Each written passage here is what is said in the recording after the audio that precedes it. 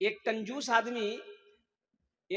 आदमी से एक लड़का ने कहा कि दादा चाय पीने में फायदा है कि नुकसान है? तो वो कंजूस आदमी समझाया कि बेटा दोनों है, फायदा भी है नुकसान भी है।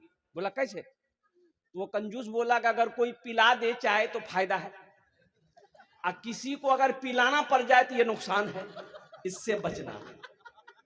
हाँ हाँ, एखाने विद्वान लोग बोशियाशन अल्हम्दुलिल्लाह सुम्मा अल्हम्दुलिल्लाह।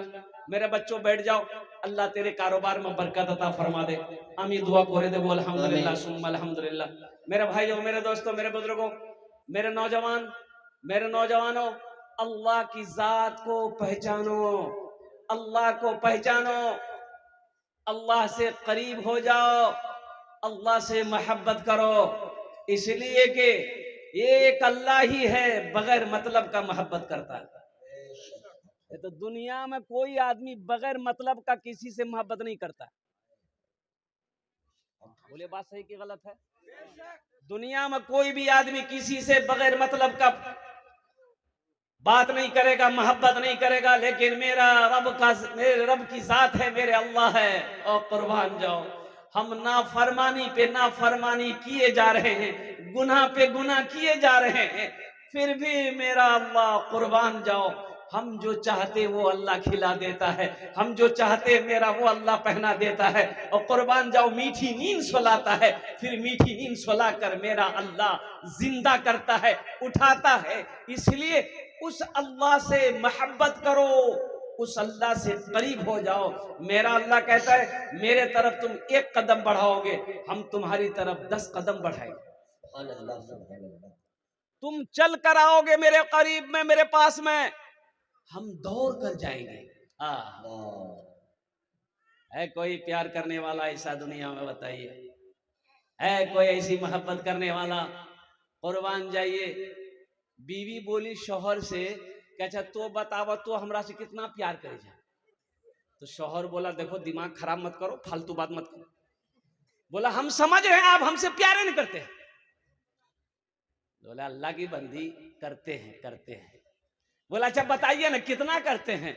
तो शौहर बोला कि देखो हम तुम्हारी मोहब्बत में पागल हैं, हम तुम्हारी मोहब्बत में पागल हैं। तो बीवी बोली कि अगर हमारी मोहब्बत में आप पागल हैं, तो अगर खुदा ना खास्ता आपसे पहले हम मर गए तो दूसरी शादी नहीं कीजिएगा ना? तो शौहर बोला पागल कुछ भी कर सकता है। अल्लाह से मोहब्बत करो, अल्लाह से लौ लगाओ, अल्लाह के करीब हो जाओ। और अल्लाह के करीब होने के लिए सबसे बेहतरीन रास्ता जो है, अमल है, वो है नमाज। वो क्या है? अरे बोलो भाई क्या है? नमाज। अल्लाह से करीब होने का सबसे बेहतरीन अमल है, सबसे बेहतरीन तरीका है मेरे बच्चों, नौजवानों, नमाज। नमाजों की पाबंदी करना। एक बात याद रखना, नमाज किसी भी हालत में माफ नहीं है। एक आदमी सुबह फजर की तहज्जुद की नमाज पढ़ने के लिए मस्जिद जा रहा था। अंधेरा था तो घर से निकला मस्जिद के लिए, तो रास्ते में ठोकर लगी, गिर गया तो कपड़ा भी खराब हो गया, और लौट कर घर आया, चेहरा साफ किया, फिर वजू बनाया, दूसरा कपड़ा पहना, फिर मस्जिद के लिए निकला, फिर रास्ते में ठोकर लगी, फिर गिर गया, फिर कपड़े खराब हो गए, फिर दोबारा घर में आया, फिर गुस्ल किया, और फिर दूसरा कपड़ा पहना, फिर मस्जिद के लिए निकला। जैसे ही घर से बाहर कदम रखा, देखा ये एक आदमी चराग लेके खड़ा है। बोले रे बाबा तू के रे? बोला चलिए मस्जिद पहुंचा दे रहे हम। मस्जिद, उस रोशनी में ये आदमी मस्जिद पहुंचा, नमाज अदा किया, देखा वो आदमी चराग लेके मस्जिद के दरवाजे पे खड़ा है। मस्जिद से नमाज पढ़ के ये आदमी निकला, फिर चराग दिखाते हुए घर पहुंचाया। तो ये आदमी बोला कि बाबू तुम तो बहुत अच्छा आदमी हो, तुम्हारी वजह से हम मस्जिद गए, नमाज पढ़ लिए, नहीं तो 2-2 बार हम गिर गए। ए बाबू तोर नाम की छोरे? बोला हमार नाम है शैतान। क्या नाम है? बोला शैतान। अरे शैतान तो नमाज से रोकता है, तुम हमको मस्जिद पहुंचाए। तो शैतान बोला कि इसमें मजबूरी है।